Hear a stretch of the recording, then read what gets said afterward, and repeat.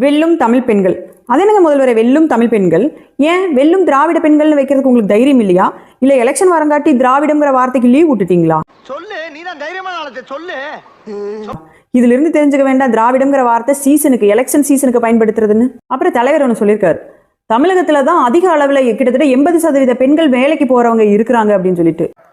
இந்தியாவிலேயே பெண்கள் அதிகமா வேலைக்கு போற மாநிலம்னு பாத்தீங்கன்னா நம்முடைய தமிழ்நாடு. கட்டாயமாக நிச்சயமாக அந்த 80% பெண்கள்ல 60% பெண்களோட வீட்டு நிலைமை எப்படி இருக்குது? வீட்டுக்காரெல்லாம் மதுபான கடையில குடிச்சு போட்டு தேச சிந்தனையில ஆழ்ந்து தூங்கிட்டாங்கன்னா வீட்டை யார் பார்த்துக்குவா? அப்ப பெண்கள் வேலைக்கு போய் தானே ஆகணும்.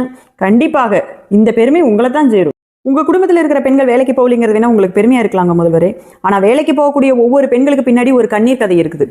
அந்த கண்ணீருக்கு காரணம் வறுமையோ படிப்போ இல்லை வேலையோ இல்லை, டாஸ்மார்க்.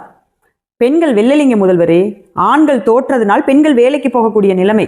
அதனால வெல்லும் தமிழ் பெண்கள்னு சொல்லாதீங்க, வீழ்த்தப்பட்ட குடும்பங்களை தூக்கி நிறுத்தும் பெண்கள் சொல்லுங்க, அதான் சரியா இருக்கும்.